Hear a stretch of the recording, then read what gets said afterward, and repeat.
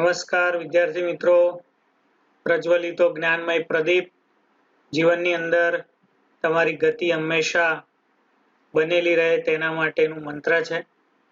આજે ગતિ પાઠની અંદર વિદ્યાર્થી મિત્રો આપણે 7મો લેક્ચર લેવા જઈ રહ્યા છીએ. તમને યાદ હોય તો છઠ્ઠા લેક્ચરમાં આપણે આલેખની રીતે અચળ પ્રવેગી ગતિનું એક સમીકરણ શીખી ગયા, જે સમીકરણ હતું v બરાબર u પ્લસ at. અહીંયા આપણે બીજા બે સમીકરણ શીખવાના છે આજે, s બરાબર ut પ્લસ 1/2 at નો સ્ક્વેર અને 2as બરાબર v square minus u square. તો આ બંને સમીકરણ ટોટલ અચળ પ્રવેગી રેખી ગતિના 3 સમીકરણો છે, જેની વાત આપણે છઠ્ઠા લેક્ચરમાં કરી હતી. એક સમીકરણ પહેલું આપણે જોઈ ગયા, v બરાબર u પ્લસ at. આજે આપણે બે સમીકરણ તારવવાના છે, સાબિત કરવાના છે. s બરાબર ut પ્લસ 1/2 at નો સ્ક્વેર અને ત્રીજું સમીકરણ છે 2as બરાબર v square minus u square. તો વિદ્યાર્થી મિત્રો, સૌથી પહેલા આપણે આલેખની રીતે અચળ પ્રવેગી ગતિનું સમીકરણ s બરાબર ut પ્લસ 1/2 at નો સ્ક્વેર જે આપણે મેળવીએ. તમારી સામે અહીંયા આપણે આલેખ બતાવ્યો છે, તમારે નોટની અંદર આ ગ્રાફ કરવાનું છે. જે પહેલું સમીકરણ હતું એ જ પ્રમાણેની આકૃતિ છે, આકૃતિમાં કોઈ ફરક નથી, પણ આકૃતિ તમારે 3x3 દોરવાની છે. ફરીથી એકવાર આકૃતિ તમને સમજાવી દઉં. O એટલે ઉગમ બિંદુ છે, ત્યાંથી આપણી જે આ આડી લાઈન છે તે સમય બતાવે છે, આ ઊભી લાઈન છે તે આપણે વેગ બતાવે છે. એ બિંદુથી આપણે શરૂઆત કર્યું હતું, પ્રારંભિક વેગ આપણો u છે. એ બિંદુથી આપણે બી બિંદુ ઉપર ગયા, તો બી બિંદુ એ આપણો અંતિમ વેગ છે, જેને આપણે v તરીકે અહીંયા દર્શાવ્યો છે. ઓકે, તો આપણે a થી b સુધી પહોંચ્યા, u વેગેથી આપણે v વેગે પહોંચ્યા છીએ, જે આપણે અહીંયા આલેખની અંદર ગ્રાફની અંદર આપણે બતાવ્યું છે. તો વિદ્યાર્થી મિત્રો, અહીંયા અચળ પ્રવેગી ગતિ કરતા પદાર્થ માટે વેગ વિરુદ્ધ સમયનો આલેખ જે આપણે અહીંયા આકૃતિમાં બતાવ્યો છે. સુરેખ પથ પર એક દિશામાં a જેટલા અચળ પ્રવેગથી ગતિ કરતો પદાર્થ t જેટલા સમયમાં s જેટલું અંતર કાપે છે. ફરીથી એકવાર, સુરેખ પથ પર અહીંયા તમે જોઈ શકો છો, a થી b આ પથ કેવો છે? સુરેખ, સીધો છે, એટલે એને કયો પથ કહેવાય? સુરેખ પથ કહેવાય. અહીંયા જે a થી b છે એ અહીંથી આમ સીધો છે, જેને સુરેખ પથ કહેવાય. સુરેખ પથ પર એક દિશામાં, દિશા પણ એક જ છે, a જેટલા અચળ પ્રવેગથી, પ્રવેગ નો a છે, કરતો પદાર્થ t સમયગાળામાં, અહીંયા આપણે સમય દર્શાવ્યો છે, કેટલો બતાવ્યો છે? t સમયગાળામાં s જેટલું અંતર કાપે છે. કેટલું અંતર કાપે છે? s જેટલું. તો પદાર્થે કાપેલું અંતર વેગ વિરુદ્ધ સમયના આલેખ ab અને સમય અક્ષ વડે ઘેરાતા વિસ્તારના બંધ ગાળાના ક્ષેત્રફળ o a b c જેટલું હોય છે. પદાર્થે કાપેલું અંતર વેગ વિરુદ્ધ સમયના આલેખ ab, અહીંયા વેગ વિરુદ્ધ સમયનો આલેખ આપણો ab, જે પદાર્થે કાપેલું શું છે? અંતર. એ કોના જેટલું છે? તો સમય અક્ષ પડે ઘેરાતો વિસ્તાર, જે બંધ ગાળાનું ક્ષેત્રફળ છે, તે વિસ્તાર એટલે o a b અને c. આ જે તમને દેખાય છે તે અહીં તમે જોઈ શકો છો. હું જે તમને બતાવું છું કે કોનું ક્ષેત્રફળ નક્કી કરવાનું છે? o a b અને c, એટલે આ થયો આટલો ભાગ જે આ ફરે છે એરો, જેના તરફ તમે નજર રાખો, આટલાનું જે ક્ષેત્રફળ છે એ એને કાપેલું શું છે? અંતર છે, તેવું આપણે દર્શાવીએ છીએ. તો પદાર્થે કાપેલું અંતર જેના માટે અંતર માટે સંજ્ઞા આપણે શું લઈશું s. તો s બરાબર અહીંયા તમે જુઓ વિદ્યાર્થી મિત્રો તો o a b અને આ c આ કયો તમને ચતુષ્કોણ દેખાય છે? તમે અલગ અલગ પ્રકારના ચતુષ્કોણ 1 થી 8 ધોરણમાં ભણ્યા છો, 9માં પણ તમે ભણવાના છો. અહીંયા મેં જે ચતુષ્કોણ તમને પૂછું છું તે ચતુષ્કોણ પણ તમે ભણશો. અહીંયા તમારી સામે લંબઘન ચતુષ્કોણ થયો. કયો ચતુષ્કોણ થયો? સમલંબ ચતુષ્કોણ થયો. કયો થયો? સમલંબ ચતુષ્કોણ. ક્યાંથી શરૂઆત થાય છે? O A B C O આટલો ભાગ. ઓકે, કેટલો ભાગ છે? O થી શરૂઆત થાય છે, OA OB OC BC અને CO. આ થયો આખો કયો ચતુષ્કોણ? સમલંબ ચતુષ્કોણ OABC નું ક્ષેત્રફળ. તો આ જે ક્ષેત્રફળ છે અહીંથી મેં શરૂઆત કરી OABC, એમાં તમને બે ભાગ દેખાય છે. અહીંયા આપણે વચ્ચે એક ડોટેડ લાઈન બતાવી છે. ઓકે, તો અહીં નીચેનો ભાગ છે તમને કેવો દેખાય છે? લંબચોરસ દેખાય છે, બરોબર છે. કયો લંબચોરસ દેખાય છે? તો OADC આ દેખાય છે લંબચોરસ. આ જે એરો ફરે છે તેના પર નજર રાખો વિદ્યાર્થી મિત્રો, તમને લંબચોરસ દેખાશે. ત્યાંથી શરૂઆત કરીએ આપણે O થી, એટલે O A D C આ થયો લંબચોરસ.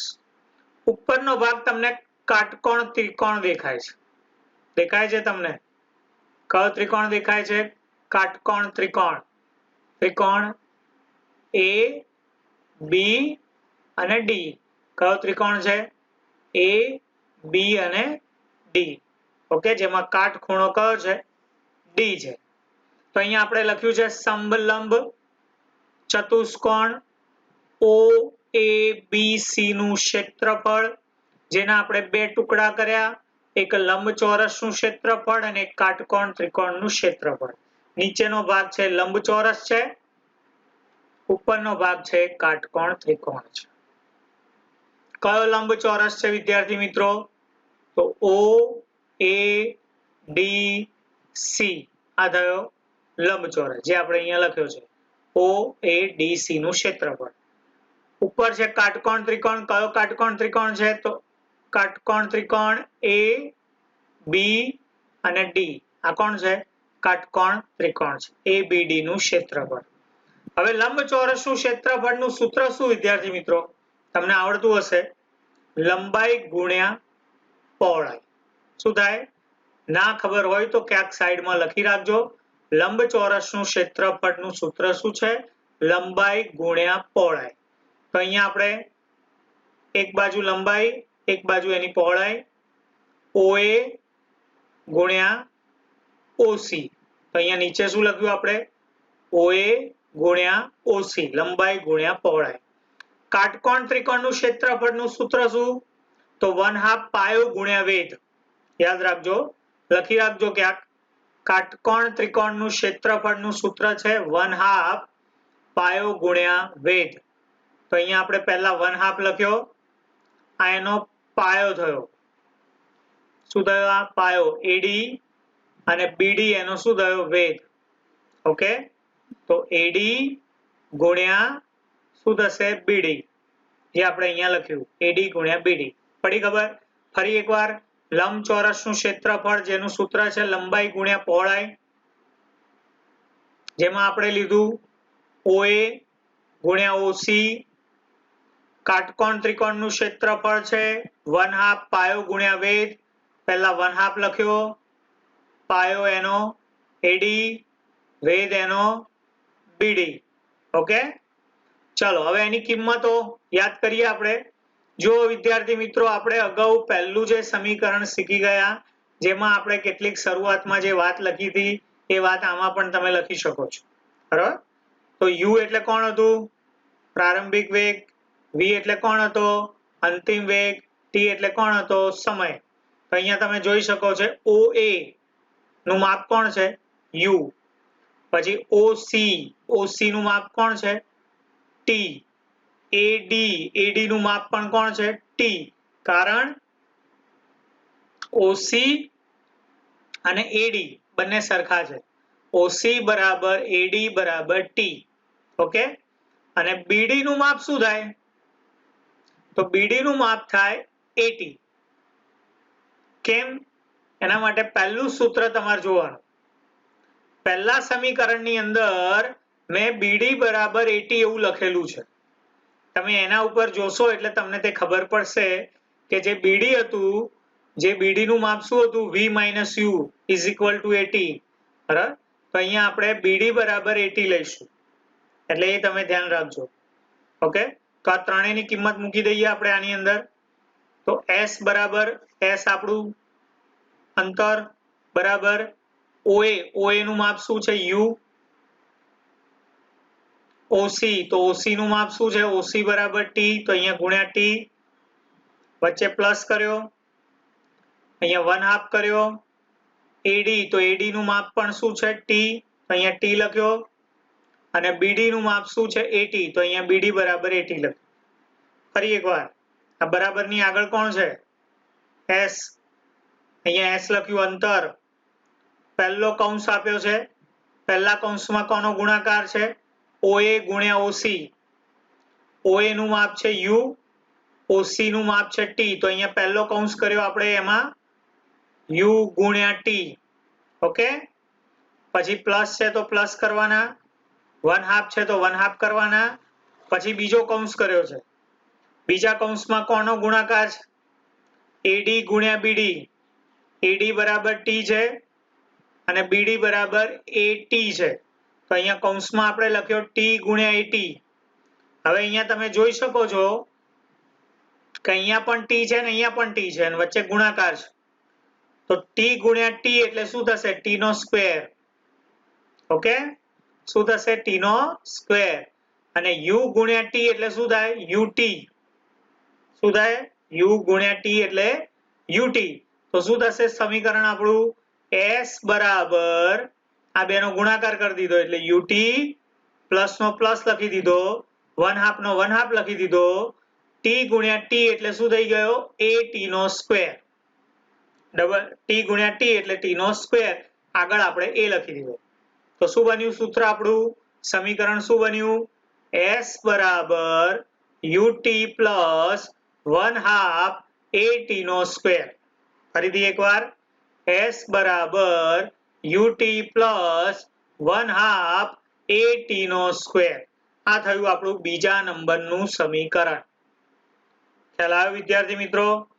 તો આની અંદર આપણે ટૂંકમાં હું ફરી એકવાર તમને સમજાવી દઉં કે અહીંયા પદાર્થે કાપેલું અંતર, તેના ઘેરાતા પ્રદેશ, વિસ્તાર, ક્ષેત્રફળ OAB જેટલું છે. તો કાપેલું અંતર એટલે S. અહીંયા એક લંબચોરસ આપણે સમલંબ ચતુષ્કોણ લીધો છે. સમલંબ ચતુષ્કોણ જેમાં OABC નું ક્ષેત્રફળ, જેના બે ટુકડા કર્યા, લંબચોરસનું ક્ષેત્રફળ, કાટકોણનું ક્ષેત્રફળ. લંબચોરસનું ક્ષેત્રફળ એટલે લંબાઈ ગુણ્યા પહોળાઈ, OA ગુણ્યા OC. કાટકોણનું ક્ષેત્રફળ એટલે 1/2 પાયો ગુણ્યા વેધ. તો એનો પાયો છે AD, વેધ છે BD. OA બરાબર U, OC અને AD જે આકૃતિમાં તમને દેખાય જ છે. OC અને AD નું મૂલ્ય કેટલું આવશે? T. અને BD જે અહીંયા BD નું માપ આવશે V minus U એટલે V minus U is equal to 80. બરાબર? તો આ કિંમત આની અંદર મૂકી આપણે તો S બરાબર U ગુણ્યા T પહેલો કૌંસ પ્લસ 1/2 બીજા કૌંસમાં T ગુણ્યા AT. પહેલા બેનો ગુણાકાર કરી દઈએ એટલે UT અને T ગુણ્યા AT નો એટલે T ગુણ્યા T નો ગુણાકાર કરો એટલે T નો સ્ક્વેર. આમ બીજું સમીકરણ આપણું થયું S બરાબર UT પ્લસ 1/2 AT નો સ્ક્વેર.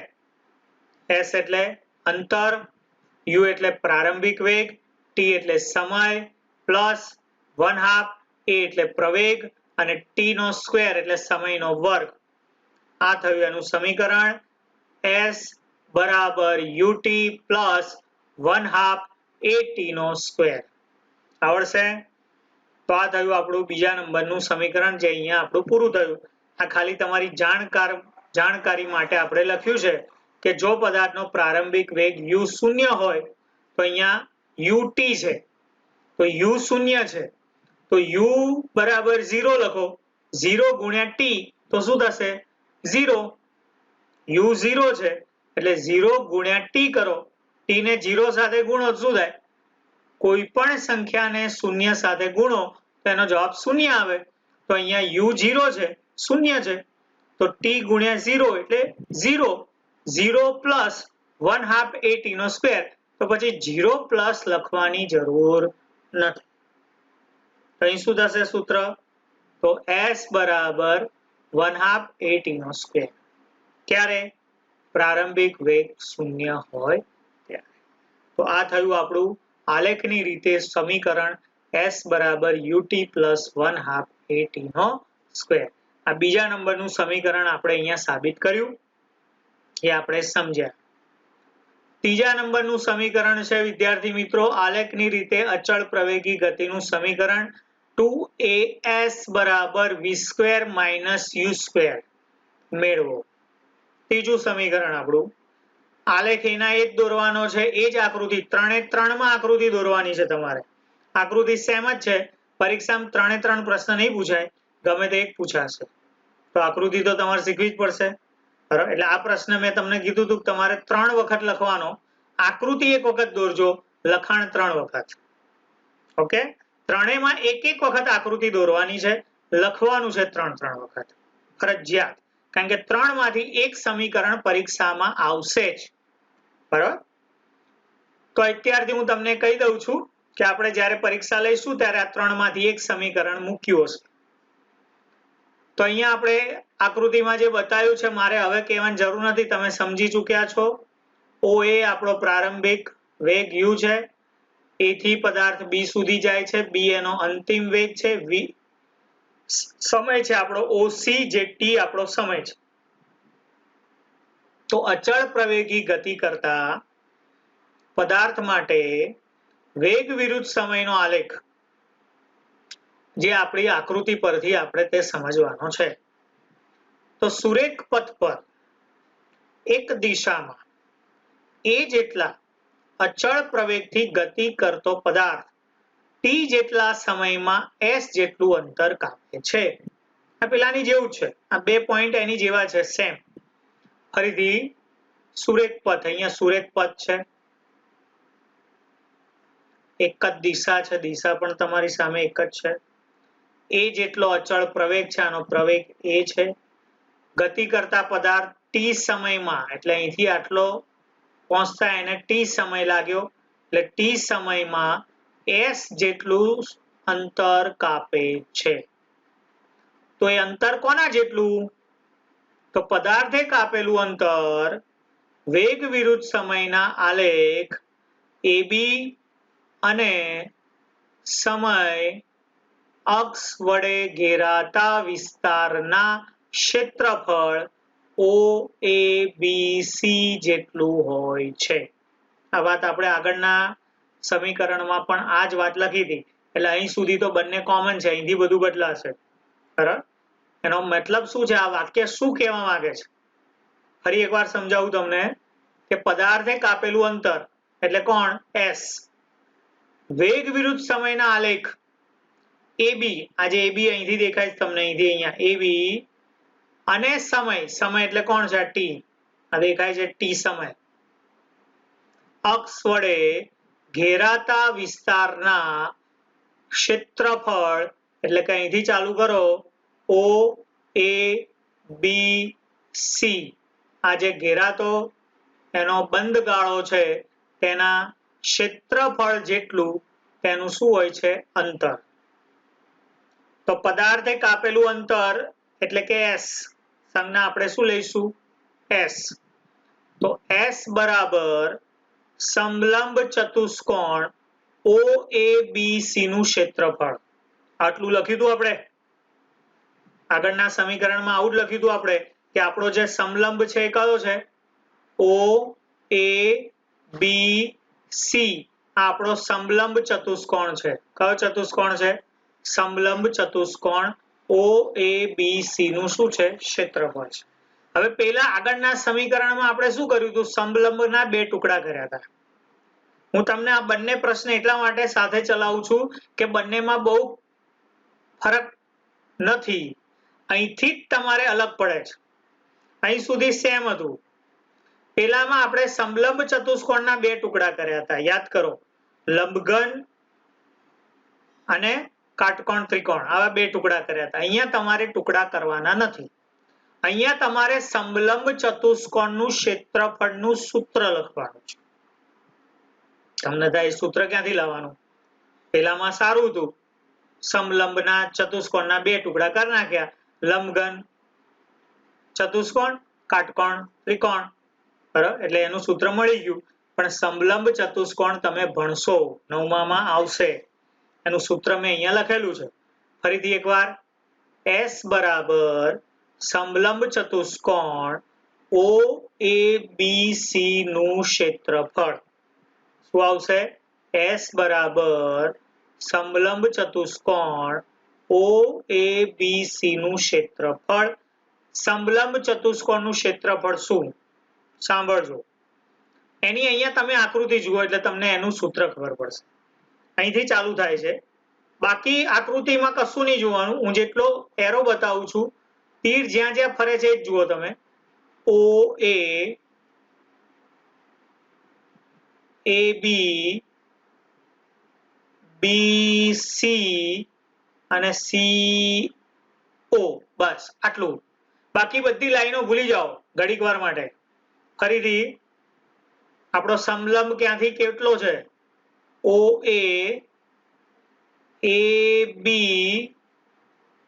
B C અને C O આટલો આપણો સમલંબ છે. ઓકે, હવે આજે મેં તમને લાઈન બતાવી, ચાર બાજુઓ બતાવી તમને. કઈ ચાર બાજુ બતાવી? કોઈ પણ ચતુષ્કોણની ચાર બાજુ હોય તો આની પહેલી બાજુ કઈ બતાવી મેં તમને? OA. બીજી બાજુ બતાવી તમને AB. ત્રીજી બાજુ બતાવી મેં તમને BC અને ચોથી બાજુ બતાવી મેં તમને CO અથવા તો OC. ઓકે, હવે આની અંદર સમાંતર બાજુઓ કઈ કઈ છે? હવે થોડુંક વિચારો. બાકી બધું આલેખમાંથી ભૂલી જાઓ, ખાલી ચાર બાજુઓ જ ખાલી તમારા નજરમાં રાખો. તમારી સામે માત્ર તમને ચાર બાજુઓ દેખાવી જોઈએ તો સૂત્ર ખબર પડશે. એ ચાર બાજુઓ જે છે એમાં સમાંતર બાજુઓ કઈ છે? તો આ બે સમાંતર છે, OA અને BC. આ બે કેવી છે? સમાંતર. આ OA ને હું આમ આગળ લંબાવું તો સીધે સીધી જાય, અને BC ને હું આમ આગળ લંબાવું ગમે તેમાં ઉપર કે નીચે લઈ જાઉં તો પણ એ સીધી જાય. તો એ બે કેવી છે? સમાંતર છે. કઈ બે સમાંતર છે? OA અને BC. એ બંને કેવી છે? સમાંતર છે. ઓકે, તો અહીંયા શું કરવાનું સૂત્રમાં? સમાંતર બાજુઓનો સરવાળો. દેખાય છે તમને? સૂત્ર યાદ રાખજો. સમાંતર બાજુ કઈ છે તમારી? OA અને BC. તો સમાંતર બાજુઓનો શું કર્યો? સરવાળો ગુણ્યા પાયો.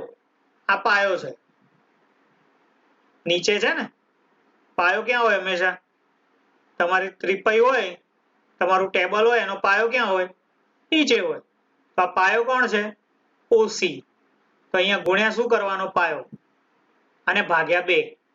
લખવું એટલે લખી લો બાજુમાં. સમલંબ ચતુષ્કોણનું ક્ષેત્રફળ શું છે? હું સૂત્ર બોલું છું એનું.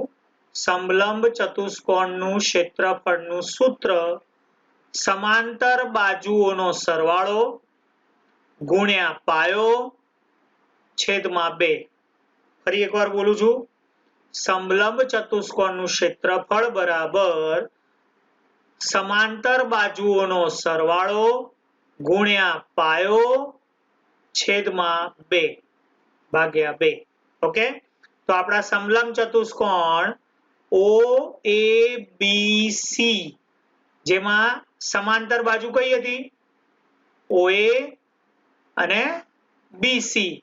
તો એનો સરવાળો કર્યો OA પ્લસ BC ગુણ્યા OC. OC શું છે? પાયો. અને ભાગ્યા શું કર્યું? 2. જે છે વિદ્યાર્થી મિત્રો આ જ છે. બાકી તો પછી કિંમત મૂકતા તમને આવડે. તમારે સૂત્ર યાદ રાખવાનું છે ખાસ. ફરીથી એકવાર, આ 2 કોણ હતું? સમાંતર બાજુઓ, જેનો શું કર્યો?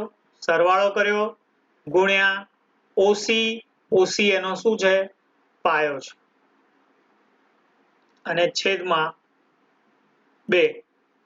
2 વડે ભાગી નાખ. તો OA નું માપ કેટલું છે? આકૃતિમાં જુઓ. OA કેટલું છે? U. તો OA ની જગ્યાએ U લખવાનો. BC નું માપ કેટલું? BC અહીં તમે જોઈ શકો છો. BC આખી લાઈન છે, જુઓ છે આખી લાઈન BC. તો BC ની સામે એના જેવડી જેવડી કોણ છે? OE. દેખાય છે? આલેખમાં જુઓ તમે અહીંયા BC અહીંથી લઈને આટલું છે BC. ઓકે, તો અહીંયા OE આટલું છે, તો એનું માપ V. તો BC નું માપ પણ V. અને OC અહીંથી આટલું, OC નું માપ કેટલું છે? T. પડી ખબર? OC નું માપ કેટલું છે? T. ફરી એકવાર, OA બરાબર U, BC બરાબર V. U એટલે પ્રારંભિક વેગ, V એટલે અંતિમ વેગ, અને OC બરાબર T સમય. તો કિંમત મૂકી દઈએ. S બરાબર અંતર બરાબર પેલું કોણ છે? OA. OA ની જગ્યાએ U લખ્યો, પ્લસ કર્યો, અહીંયા પણ પ્લસ કર્યો. BC. BC ની જગ્યાએ V લખ્યો, તો અહીંયા V કર્યો, કૌંસ પૂરો થઈ ગયો, ગુણ્યા OC. તો અહીંયા OC ની જગ્યાએ T, તો અહીંયા ગુણ્યા T. અહીંયા ગુણાકાર ના કરો તો પણ ચાલે. બરાબર? આ કૌંસ અને T ની વચ્ચે કઈ નથી, એનો મતલબ બંનેનો ગુણાકાર છે. અને છેદમાં શું લખ્યા? 2. ફરી એકવાર, શું છે આપણી પાસે કૌંસમાં? OA પ્લસ BC કૌંસમાં. ઓકે, તો કૌંસમાં OA ની જગ્યાએ U, BC ની જગ્યાએ V થઈ ગયો, U પ્લસ V ગુણ્યા OC. OC નું મૂલ્ય કેટલું? T. તો અહીંયા T લખ્યો, છેદમાં કેટલા આવશે? 2. ઓકે, હવે આપણે વેગ અને સમય વચ્ચેનો સંબંધ દર્શાવતું સમીકરણ યાદ કરવાનું. એટલે પહેલા નંબરનું સમીકરણ યાદ કરવાનું. યાદ છે? પહેલા નંબરનું સમીકરણ શું હતું? V બરાબર U પ્લસ AT. શું હતું પહેલા નંબરનું સમીકરણ? V બરાબર U પ્લસ AT. ઓકે, હવે અહીંયા કોણ છે? જુઓ વિદ્યાર્થી મિત્રો, T છે, એકલો T છે. તો અહીંયા જે આપણું સમીકરણ છે V બરાબર U પ્લસ AT, એમાં મારે ખાલી એકલો T રાખવો છે. તેની બાજુમાં કોણ છે? A. પછી એની આગળ કોણ છે? U પ્લસ માં છે. તો મારે આ બે ને આ બાજુ લઈ જવા છે. તો પહેલા U ને લઈ જવાનો કે પહેલા A ને લઈ જવાનો? પહેલા U ને લઈ જવાનો. જે નજીકનો હોય ને પછી જાય. આપણા ઘેર પ્રસંગ હોય તો પ્રસંગમાં પહેલા કોણ જાય દૂર? પહેલા કોણ જતો રહે? ખાઈને ભાગી કોણ જાય? જે દૂર ના હોય બધા પહેલા જતા રહે, ખાવા જ આવે, ખાલી ખાઈને જતા રહે. નજીક ના હોય છેલ્લે જાય. તો આ તમારા સમીકરણમાં 3 જણા છે, U પ્લસ AT. તો આપણે T ને એકલો કરવાનો છે. તો યાદ રાખજો મારી વાત. શું? પ્રસંગમાં નજીકના છેલ્લે જાય, દૂરના પહેલા જાય. બરાબર? તો T ની નજીક કોણ છે? A. તો A છેલ્લે જાય. અને એની દૂર કોણ છે? U. તો U પહેલા જાય.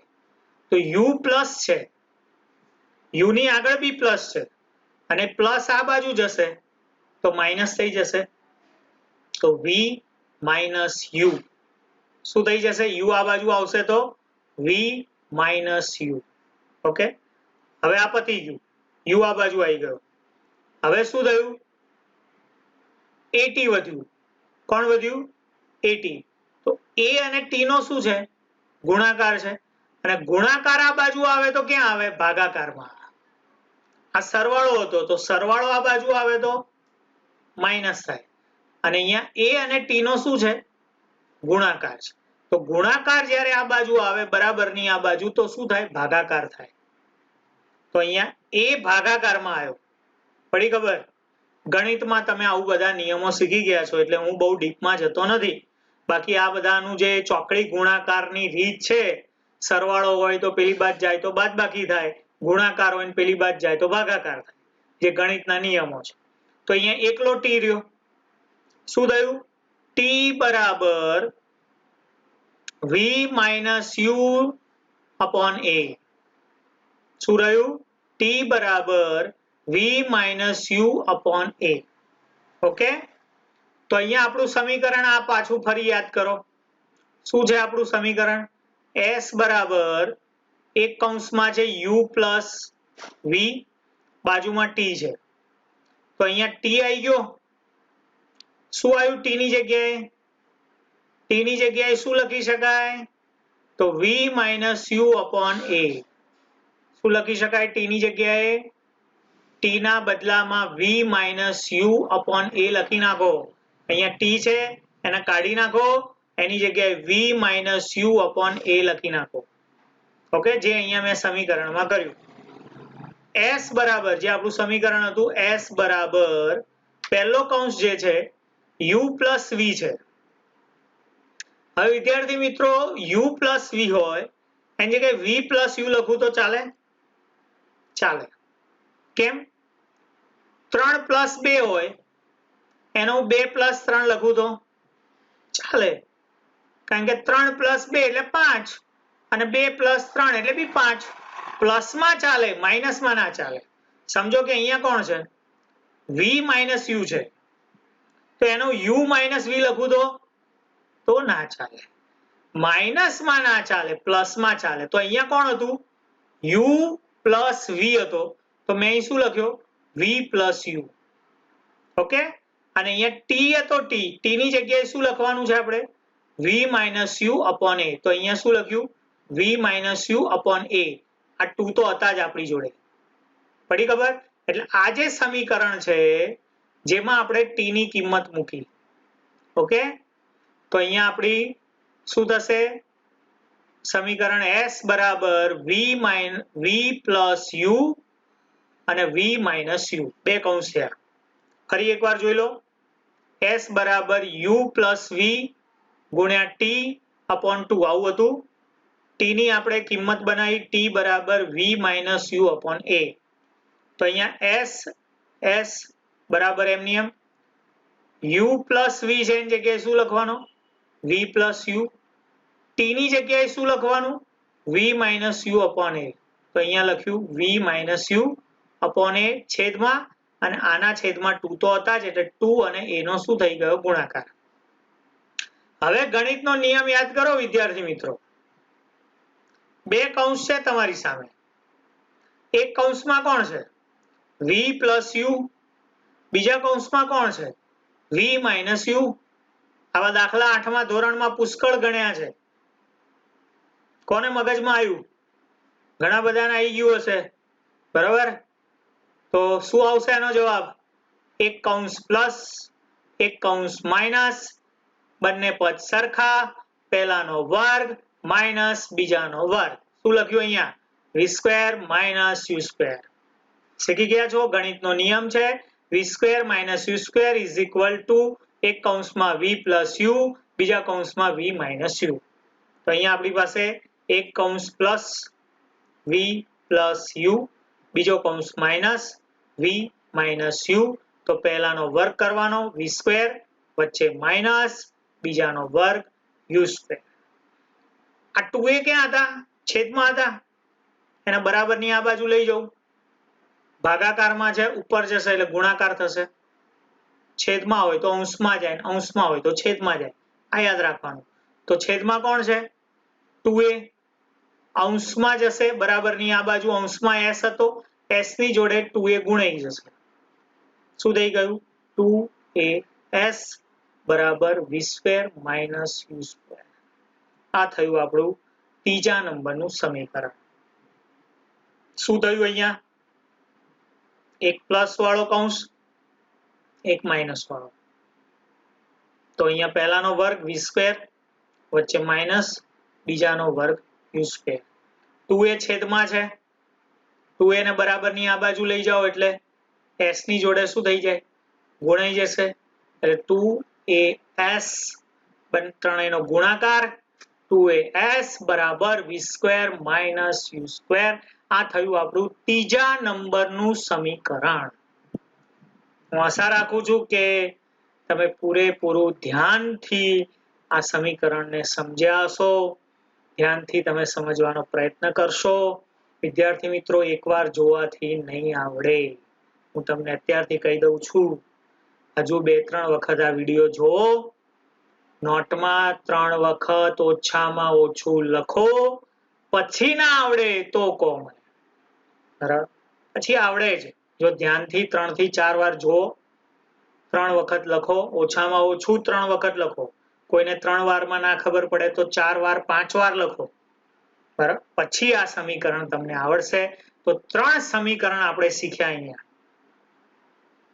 યાદ છે મનમાં બોલો તો હું રાહ જોઉં તમારી કેટલા મનમાં યાદ કરે છે પહેલું સમીકરણ કયું હતું પહેલું સમીકરણ આપણું અહીં લખેલું છે પહેલું સમીકરણ હતું v બરાબર u પ્લસ at બીજું સમીકરણ આજે જ શીખી ગયા આપણે s બરાબર બીજું સમીકરણ શીખી ગયા આપણે s બરાબર ut પ્લસ 1/2 at નો સ્ક્વેર ઓકે આ બીજું સમીકરણ ત્રીજું સમીકરણ શીખી ગયા આપણે 2as બરાબર v square minus u square લોહીમાં વણાઈ જવા જોઈએ આ બધા સમીકરણો કારણ કે આ સમીકરણો અહીંયા પૂરતા નથી આટલે પત્તા નથી હજુ આગળના જે પાઠ આવશે ને એમાં સમીકરણો આવશે એની જરૂર પડશે એટલે ભૂલી ના જતા 3 સમીકરણો ફરીથી એકવાર મારી સાથે બોલો પહેલું સમીકરણ v